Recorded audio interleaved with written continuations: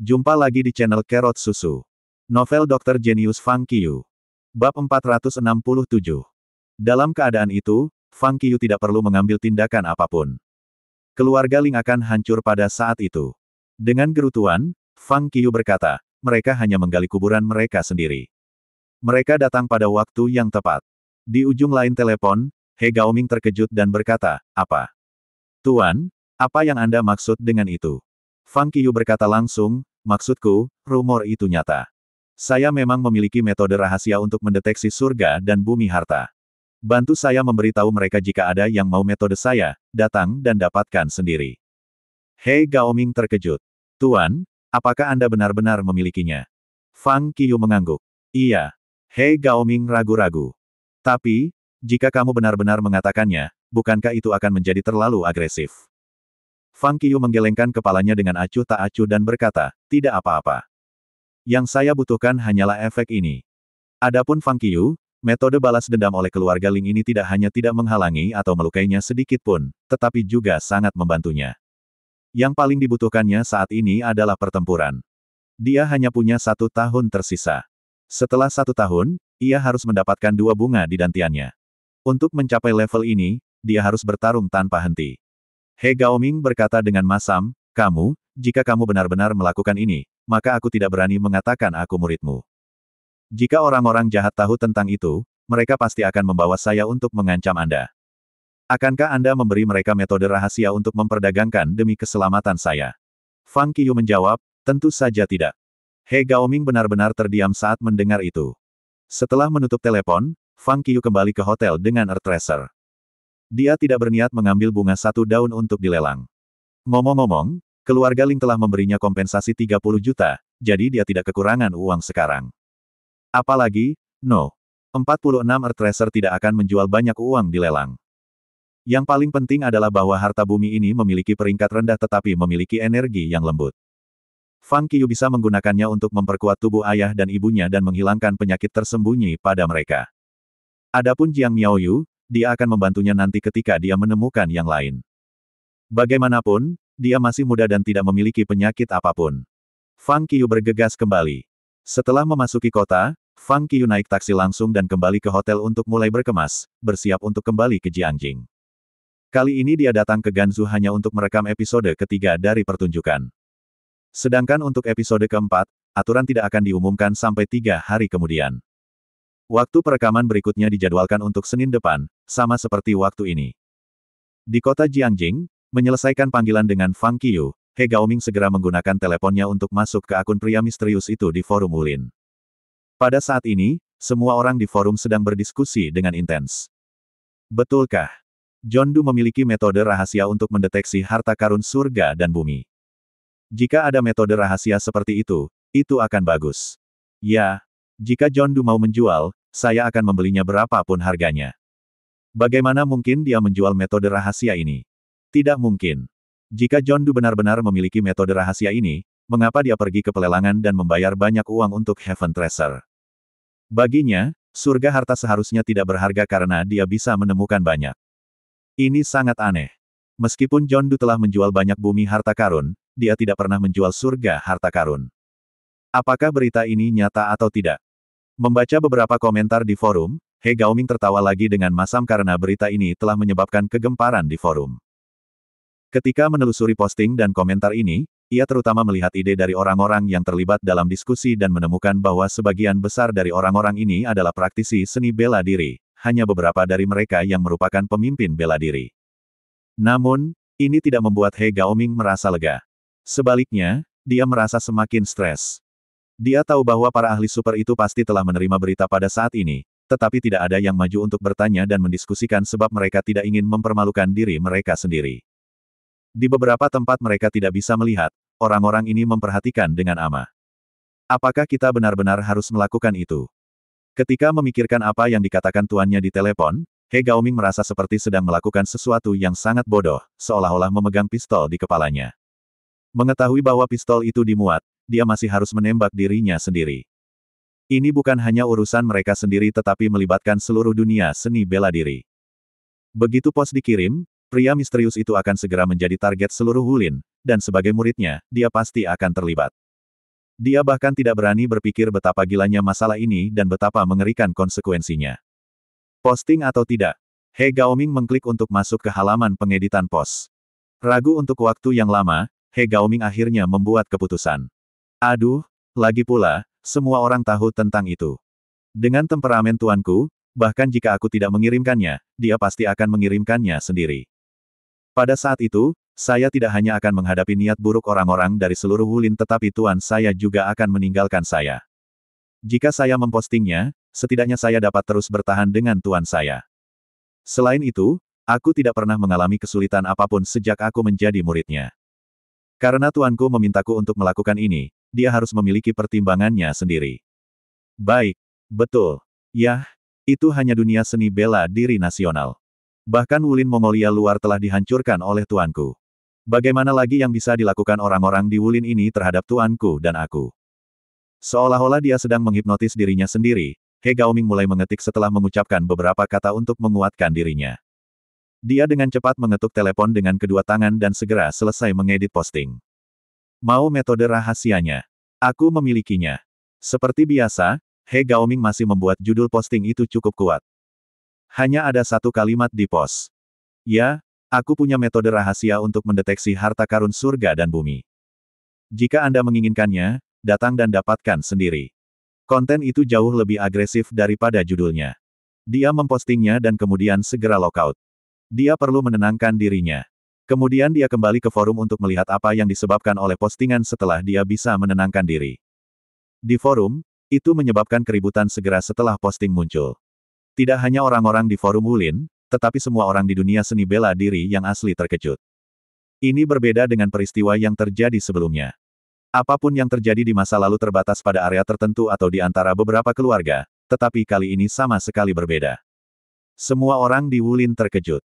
Apakah itu para praktisi seni bela diri yang berolahraga setiap hari dengan seni bela diri, atau para ahli yang bersembunyi di setiap bagian dunia dan memiliki kekuatan luar biasa? Ketika mereka mendengar berita ini, mereka semua terkejut. Tidak ada yang pernah menemukan cara untuk menemukan surga dan bumi harta. Metode ini seharusnya tidak pernah muncul di dunia ini, tetapi sekarang memang muncul dan jatuh ke tangan pria misterius yang benar-benar kuat. Pada awalnya, banyak orang mengira itu adalah berita palsu dan merasa bahwa sama sekali tidak mungkin metode seperti itu ada. Namun, yang mengejutkan mereka, John Doe mengakuinya sendiri. Di suatu tempat di Huaxia, ada ngarai gunung yang sangat luas tertutup tanaman hijau. Di ngarai, ada alun-alun besar yang dikelilingi oleh bangunan kayu yang tinggi. Di lobi salah satu bangunan kayu, seorang pria setengah baya berjubah putih duduk di kursi kayu persegi di depan meja tamu. Ada dua teko mengepul di atas meja. Ada seorang pria parubaya lain yang juga mengenakan jubah di sebelahnya. Salah satunya memiliki rahang persegi, alis yang sedikit cekung, dan kulit gelap. Orang lain berwajah adil dengan alis gagah dan mata tajam. Matanya cerah. Salah satu dari mereka bertanya, apakah berita itu benar atau salah? Yang lain menjawab, sulit untuk mengatakannya. Baca lebih banyak bab tentang Veip Novel. Apakah benar-benar ada metode rahasia untuk menemukan surga dan bumi harta karun? Menurut catatan sejarah, ketika Wulin berkembang, ada beberapa metode penanaman khusus untuk mendeteksi surga dan bumi harta. Tetapi metode-metode itu terlalu istimewa, sehingga mereka secara bertahap dihilangkan dalam proses pewarisan lebih dari ribuan tahun. Itu benar-benar menghilang ratusan tahun yang lalu dan tidak ada lagi di dunia. Jadi, berita itu palsu. Tidak perlu. Meskipun metode ini hilang, mereka memang ada, dan beberapa salinan pasti akan tetap ada. Hati-hati. Jangan jatuh ke dalam perangkap orang lain. Pada saat yang sama, banyak kekuatan kuat di Wulin mulai membicarakannya di seluruh negeri. Tidak ada yang tahu jika mereka harus percaya. Meskipun lelaki misterius itu mengakui keberadaannya secara langsung, banyak orang masih tidak percaya. Dari sudut pandang orang biasa, mereka tidak akan mengatakannya dengan sangat terang-terangan jika mereka hanya mendapatkan harta yang tak ternilai. Jelas, tidak mungkin bagi siapapun untuk mengatakannya dengan lantang meskipun mereka memiliki kekuatan yang luar biasa. Meskipun John Doe kuat, dia masih manusia. Dia tidak terkalahkan. Selama seseorang benar-benar ingin menjatuhkannya, maka pasti ada cara untuk membunuhnya. Namun, jika dia tidak memilikinya, mengapa dia berdiri dan mengakuinya? Memikirkan hal ini, kekuatan utama di negara itu bingung. Namun, ketika semua kekuatan utama di negara ini bingung tentang masalah ini, bertanya-tanya apakah mereka harus percaya. Tiba-tiba ada berita lain yang menyebar dengan cepat ke seluruh Wulin seperti tsunami. John Doe benar-benar mendapatkan metode rahasia mendeteksi surga dan bumi harta karun dari keluarga Ling di Gansu. Ketika berita itu keluar, itu langsung menyebabkan keributan di Wulin. Tidak sulit untuk menilai. Dendam antara pria misterius dan keluarga Ling baru saja diselesaikan. Orang-orang dengan kekuatan tempur yang luar biasa dari keluarga terluka parah oleh pria misterius itu. Namun, dalam kasus ini, keluarga Ling masih ada. Apa artinya ini? Itu berarti bahwa pria misterius menyelamatkan keluarga setelah dia melukai yang mampu. Mengapa lelaki misterius itu menyelamatkan hidup mereka? Satu-satunya kemungkinan adalah bahwa keluarga Ling harus datang dengan sesuatu yang layak, yang merupakan metode rahasia untuk mendeteksi surga dan bumi harta. Menghubungkan dua hal bersama-sama, orang-orang di Wulin sangat senang. Dalam 3 hari, kekuatan-kekuatan utama dari seluruh negeri berkumpul dan bergegas ke keluarga Ling. Tanpa dukungan dari orang-orang tempur yang luar biasa, keluarga Ling sekarang hanyalah macan kertas. Di bawah invasi pasukan utama Wulin, mereka tidak bisa melawan mereka sama sekali. Keluarga Ling hanya bisa membiarkan mereka melakukan apapun yang mereka inginkan. Tanpa menemui perlawanan sedikit pun, kekuatan utama bahkan keterlaluan, membuat keluarga Ling menderita. Akibatnya, mereka tidak menemukan apapun meskipun mereka membalikkan tempat itu. Mereka bahkan tidak bisa menemukan sesuatu yang berharga, belum lagi metode rahasia untuk mendeteksi surga dan bumi harta, yang membuat orang-orang bepergian jauh di sini agak tertekan. Mereka yang sudah memusuhi keluarga Ling bahkan mengambil kesempatan untuk menimbulkan masalah bagi mereka. Semua orang dari keluarga Ling ditangkap dan dibawa ke ruang resepsi keluarga Ling. Kursi-kursi yang milik para senior keluarga Ling diambil oleh pasukan utama yang datang dari setiap bagian di negara ini, sehingga orang-orang keluarga Ling hanya bisa tinggal di tengah aula. Pada akhirnya, mereka dipaksa berlutut ke tanah oleh keluarga-keluarga yang berseteru dengan keluarga Ling. Itu tampak seperti pengadilan umum Wulin. Pada saat ini, leluhur tua keluarga Ling merasa frustrasi.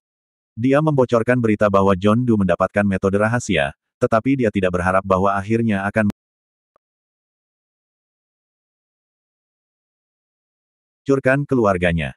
Keluarga Ling sudah diambang kehancuran setelah pemogokan pria misterius itu. Sekarang, dengan kehancuran yang kejam, satu-satunya orang yang tersisa di keluarga Ling yang berlatih kungfu sudah bersemangat untuk mengasingkan keluarga Ling. Begitu orang-orang itu pergi, keluarga Ling benar-benar hancur. Satu orang mendekati leluhur tua dan bertanya kepadanya, "Katakan padaku, di mana Anda menyembunyikan buku metode rahasia?" Leluhur tua berkata tanpa daya, "Aku benar-benar tidak memilikinya. Buku itu telah diambil oleh pria misterius itu. Jika Anda menginginkan buku itu, pergi dan dapatkan dia." Seorang pria mendengus, "Iya, tidakkah Anda memiliki naskah untuk buku rahasia yang begitu penting?" Seperti diketahui, ketika orang-orang di Wulin mendapatkan beberapa buku harta karun yang kuat, mereka akan memilih untuk menyalinnya. Mereka yang memiliki kekuatan tinggi akan menyalin satu, dan mereka yang lebih lemah akan menyalin beberapa untuk menghindari dirampok. Dari sudut pandang ini, karena buku itu dapat memahami surga dan bumi harta karun, keluarga Ling pasti akan meninggalkan sebuah naskah bahkan jika mereka kuat. Tetapi mereka telah mencari begitu lama tetapi tidak menemukan apapun, yang benar-benar membuat mereka kesal. Leluhur tua dengan cepat menjelaskan, "Saya tidak. Saya mencoba untuk mempraktikkannya, tetapi metode rahasianya terlalu sulit. Saya bahkan tidak bisa membacanya, apalagi mempraktikkannya. Jadi saya telah mengesampingkannya sebagai limbah. Saya tidak punya naskah." Dia benar-benar tidak punya. Jika seseorang benar-benar ingin menggunakan buku harta karun untuk membunuh orang lain, maka dia tidak bisa menyimpan salinan sama sekali. Kalau tidak, orang lain akan mengetahui cepat atau lambat. Pada saat itu, tidak ada yang akan pernah mengacaukan John Doe karena mereka sudah mendapatkan salinannya. Yang paling penting adalah tidak ada gunanya menyimpan salinan. Dia tidak tahu bagaimana cara mempraktikkannya. Itu adalah sisa. Saat dia berkata begitu, semua orang langsung marah. Orang-orang yang hadir berpikir bahwa tanpa naskah, ia harus mengambil gambarnya. Sekarang adalah era teknologi tinggi, mengapa dia begitu bodoh? Pada akhirnya, mereka telah menyiksa keluarga Ling selama beberapa waktu dan akhirnya memutuskan bahwa tidak ada yang namanya naskah dan foto. Kemudian semua pasukan utama pergi dan kembali. Meskipun mereka tidak menemukan apapun di keluarga Ling, semua orang yakin bahwa John Doe benar-benar memiliki metode rahasia ini. Namun, tidak jelas apakah John Doe memegang sisa. Tidak mungkin bagi keluarga Ling untuk tidak meninggalkan salinan jika mereka mendapatkan seluruh buku. Tetapi jika itu adalah sisa, apakah itu benar-benar layak? John Doe mempertaruhkan nyawanya sendiri untuk menghadapi orang-orang dari seluruh Wulin. Terima kasih masih bersama channel Carrot Susu. Bab 468. Pada hari Sabtu, Fang Qiu kembali ke sekolah dari kota asalnya. Ketika berada di Ganzhou, Fang Qiu memberitahu Jiang Miaoyu bahwa dia harus kembali ke kota asalnya dan membiarkannya kembali ke sekolah terlebih dahulu. Fang Qiu kemudian kembali ke kota asalnya dengan bunga satu daun. Dia menggunakan bunga satu daun untuk menyembuhkan orang tuanya dan menghilangkan semua penyakit tersembunyi mereka, lalu segera naik kereta ke Jiangjing. Untungnya, Fang Qiu kembali dan pergi dengan tenang dan cepat. Kalau tidak, mungkin dia tidak akan bisa meninggalkan kota. Fang Qiu sudah menjadi terkenal di kota asalnya sebelum dia pergi ke pertunjukan. Sekarang, dia tidak hanya bergabung dengan dokter pengobatan Tiongkok muda di televisi pusat, tetapi dia juga melakukan pekerjaan yang sangat bagus di acara itu, yang membuatnya mendapatkan lebih banyak popularitas di kota kelahirannya. Dia hampir seperti bintang besar. Ada banyak tetangga yang menunggu Fang Qiu kembali untuk merawat mereka. Jika Fang Qiu tidak pergi sesegera mungkin, maka dia tidak akan bisa pergi jika semua orang di lingkungan tahu bahwa dia kembali. Dalam perjalanan kembali ke Jiangjing, Fang Qiu juga menerima pesan teks dari kru pertunjukan. Dikatakan bahwa episode keempat adalah 20 dari 30 dan episode kelima adalah 15 dari 20. Rekaman dua episode ini akan diadakan di Bocheng, Provinsi Huisu. Semua peserta diminta untuk tiba sebelum 8 p.m. pada hari Senin. Pada hari Minggu, dengan semua orang menonton, episode kedua dari Dokter Pengobatan China Muda disiarkan tepat waktu. Itu seperti ketika episode pertama ditayangkan. Banyak orang sudah menunggu di depan TV mereka setengah jam sebelumnya dan mendengarkan saluran 3 dari televisi pusat, menunggu acara dimulai. Di internet, ada sejumlah besar netizen menunggu di ruang TV langsung situs web resmi Central Television. Semua orang sangat ingin menonton pertunjukan. Kali ini, itu lebih menarik daripada episode pertama. Setelah seminggu dipublikasikan, pengaruh dokter pengobatan Tiongkok muda semakin hari semakin meningkat. Banyak orang yang tidak memperhatikan pertunjukan dan tidak tertarik dengan pengobatan China tidak bisa tidak menonton episode pertama karena penasaran dalam seminggu. Akibatnya, mereka benar-benar terobsesi dengan pertunjukan. Selain itu, sementara beberapa orang bosan menunggu episode kedua dari Dokter Pengobatan China Muda, mereka mencatat semua pengetahuan dan pertanyaan dalam episode pertama terkait dengan pengobatan Tiongkok dan mengumpulkan jawaban dan prinsip medis untuk menulis sebuah pos ilmu pengetahuan populer untuk mereka yang referensi yang dibutuhkan. Posting ini populer tetapi popularitasnya tidak dapat mencapai tingkat pertunjukan. Diakui, alasan mengapa dokter pengobatan Tiongkok muda menjadi terkenal bukan karena para penonton benar-benar tertarik dengan pengobatan Tiongkok. Mereka sebenarnya lebih peduli tentang kontestan, sutradara acara, dan drama yang terjadi antara kontestan selama kompetisi. Meskipun jumlah orang yang benar-benar mengikuti pengobatan Tiongkok memang meningkat, tidak semua orang yang menonton pertunjukan tertarik pada pengobatan Tiongkok. Meski begitu, orang yang mempraktikkan pengobatan Cina sudah sangat senang dan gembira dengan hasil ini. Bagaimanapun, ini hanya episode pertama, dan ada beberapa lagi yang datang. Mereka percaya bahwa selama hal-hal seperti ini terus berlangsung, popularitas pertunjukan akan meningkat. Dengan demikian, semakin banyak orang akan memperhatikan pengobatan Tiongkok. 10 menit sebelum acara ditayangkan, orang tua Fang Qiu sudah duduk di sofa di ruang tamu tepat waktu dan menyetel TV ke channel 3 dari Central Television. Mereka mengobrol sambil menunggu acara dimulai. Ibu Fang Qiu bertanya, apakah Anda pikir putra kami bisa masuk ke top 50 di babak ini atau tidak? Ayah Fang Qiu mengangkat kepalanya dan berkata, tentu saja. Dia anakku. Ibu Fang Qiu segera berkata dengan bangga, milikku. Saya melahirkannya. Ayah Fang Qiu tersenyum tanpa daya, oke. Anda mendapatkan semua kredit. Ibu Fang Qiu bertanya, dalam episode terakhir, anak bernama Zheng Chao itu sangat kasar. Dia benar-benar membidik anak saya di depan banyak orang. Menilai dari trailer, kali ini putra kami akan mengambil inisiatif untuk memilih seseorang untuk bertarung. Apakah Anda pikir putra kami akan memilihnya? Ayah Fang Qiu menggelengkan kepalanya dan berkata, oh, kamu tahu anak kami. Zheng Chao akan menderita kali ini. Pada saat yang sama, Jiang Miaoyu, Jiang Mengji, Chen Yinseng, Su Miaolin, Chu Yunyun dan lainnya dari berbagai tempat menunggu untuk menonton episode kedua. Di asrama 501, keempat anak laki-laki berkumpul bersama, menatap layar komputer di meja Sun Hao. Sun Hao bertanya pada Fang Qiu, Fang, bagaimana dengan episode kedua? Apakah Anda menikmati diri sendiri di atas panggung? Fang Qiu tersenyum dan berkata, apa maksudmu, nikmati? Apa yang ingin kamu ketahui? Mungkin saya bisa menceritakan semuanya dan saya berjanji untuk menggambarkannya lebih baik daripada TV. Jangan, tolong jangan. Sebelum Sun Hao berbicara sesuatu, Zhou Xiaotian dan Zhu Benzeng segera berteriak, spoiler itu kasar dan hal terburuk di dunia. Dan kami sangat menentangnya. Sun Hao juga menggema mereka, ya, kami menentangnya. Lalu tidak ada yang bisa kukatakan. Kalian menontonnya. Saya perlu mengemas beberapa hal. Saya harus berangkat ke pertunjukan besok. Kemudian Fang Qiyu meninggalkan meja Sun Hao dan kembali ke tempat duduknya, mulai berkemas. 3 lainnya terus menunggu pertunjukan. 5 menit kemudian, sudah dimulai. Dari awal pertunjukan, lagu tema yang dinyanyikan oleh Fang Qiyu terdengar. Zhou Xiaotian berkomentar, lagu ini cukup bagus. Fang akan menjadi populer. Sun Hao tertawa. Itu keren. Maka kita akan memiliki saudara lelaki yang merupakan selebritas. Pada saat itu, saya harap itu tidak menjadi masalah jika kami meminta Anda untuk hangout dan makan malam bersama. Fang Qiyu berkata, pura-pura cerewet, maaf, aku sibuk. Tawa Sun Hao berhenti. Dia mengangkat tangannya dan mengulurkan jari tengahnya ke arah Fang Qiyu, lalu berbalik untuk menonton TV. Setelah beberapa saat, pertunjukan resmi dimulai. Halo semuanya, selamat datang untuk menonton episode kedua dari Dokter Pengobatan Tiongkok Muda Tepat Waktu. Tuan rumah menghadap kamera sambil tersenyum dan berkata, hari ini adalah putaran kedua. Hanya 50 orang yang akan memasuki babak berikutnya di antara 100 kontestan. Selama kontestan menang di babak ini, mereka akan dapat maju ke 50 besar. Pertama-tama, izinkan saya memperkenalkan aturan untuk babak ini. Tuan rumah kemudian memperkenalkan aturan dengan jelas. Mendengar aturan itu, semua orang online menjadi liar. Sial, apakah akan ada perkelahian? Satu-satu, saling bertanya satu sama lain. Sekarang akan menjadi jahat. Kunjungi vipnovel.com. Itu mengagumkan. Mereka benar-benar datang dengan aturan yang cemerlang.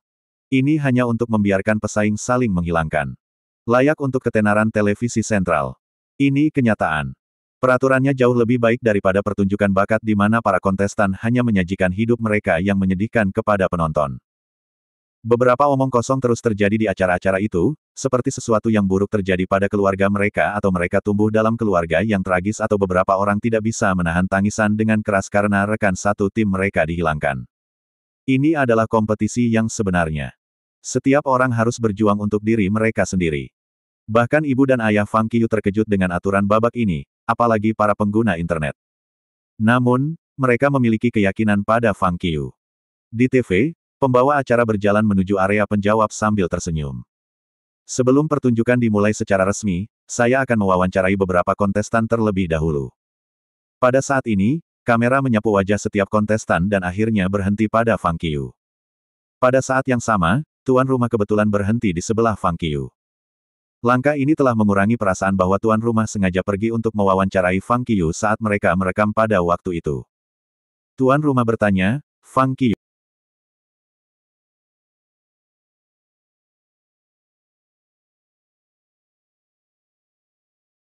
Qiyu, apakah Anda memiliki kepercayaan diri dalam babak penyisihan satu-satu yang brutal hari ini? Fang Qiyu menatap kamera dengan percaya diri. Saya selalu percaya diri. Tuan rumah bertanya lagi, jadi, adakah orang yang ingin kamu tantang hari ini? Fang Qiyu menggelengkan kepalanya dan berkata dengan ringan, bagi saya, siapapun akan melakukannya. Ketika itu datang, orang-orang yang menonton TV atau siaran langsung menjadi gelisah. Wow! Orang-orang langsung berkomentar di layar. Itu idola saya. Dia benar-benar hebat. Fang Qiyu memang karakter utama dari pertunjukan ini. Dia bisa mewawancarai idola saya dengan pilihan acak. Oh men, aku sangat suka acara ini. Apa yang harus saya lakukan? Siapapun akan melakukannya. Wow, Fang Qiyu luar biasa. Yah, Fang Qiyu memang percaya diri, tapi dia agak sombong. Bagaimana dia bisa memprovokasi semua orang dengan setiap kata yang dia katakan? Awalnya tidak apa-apa, tapi sekarang sepertinya Fang Qiyu selalu megah. Pada saat ini, layar beralih ke wawancara dengan orang lain. Berbeda dari Fang Qiyu, hanya satu atau dua dari mereka yang diwawancarai di lokasi syuting sementara sebagian besar orang lainnya diwawancarai secara independen. Akibatnya, dalam wawancara dengan lusinan orang, lebih dari setengahnya memilih untuk menantang Fang Qiyu. Tampaknya mereka datang ke acara ini hanya untuk menantang Fang Qiyu. Melihat itu, para penonton tidak bisa menahan tawa. Kamu harus berhenti berpura-pura menjadi seseorang. Lihat. Sekarang kamu menjadi target, kan? Turunkan Fang Qiu. Kalahkan dia. Fang Qiu akan menang. Untuk sementara, semua jenis komentar muncul. Beberapa dari mereka mendukung Fang Qiu sementara yang lain mendesisnya. Dalam hal ini, semua orang lebih tertarik dan lebih asyik dalam pertunjukan. Segera, pertunjukan itu di jalurnya. Tepat ketika semua orang mengharapkan seseorang untuk keluar dan menantang Fang Qiu, tuan rumah secara acak memilih nomor. Apa peluangnya? Ternyata adalah Fang Qiu. Tuan rumah berkata, nomor 68, Fang Qiu. Saat mendengar pengumuman pembawa acara, hadirin tercengang. Mereka menantikan seseorang yang menantang Fang Qiu. Kenapa Fang Qiu menjadi yang pertama mengambil inisiatif untuk menantang orang lain? Namun, ketika mereka memikirkan trailer itu, mereka langsung merasa senang. Fang Qiu ternyata menjadi yang pertama. Siapa yang akan dia pilih? Bukankah itu juga acak? Benar-benar tidak. Dalam versi trailer yang lebih panjang, Fang Qiu jelas memilih satu orang sendirian. Ya, mungkin. Tepat ketika semua penonton sedang berdiskusi, Fang Qiu telah naik ke panggung. Berhentilah melihat sekeliling. Ayo, ini kamu. Seperti apa yang terjadi di trailer, Fang Qiu mengulurkan tangan, menunjuk ke area penjawab, dan memilih satu orang. Kamera bergerak saat dia menunjuk. Sosok yang dikenalnya berdiri. Melihat lebih dekat, para penonton menemukan bahwa itu tidak lain adalah Zheng Chao. Sial. Wow, pilihan bagus. Haha. Mereka akhirnya bertemu di atas panggung. Bukankah kamu hanya menantang idola saya di episode pertama, Zheng Chao? Anda ditantang sekarang. Bagaimana perasaanmu? Hah. Ini kamu, turun. Turun. Dalam diskusi gila para penonton, pertarungan antara Fang Qiu dan Zheng Chao akhirnya dimulai.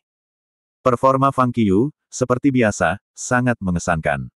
Dia menjawab 3 pertanyaan berturut-turut dan membuat semuanya benar.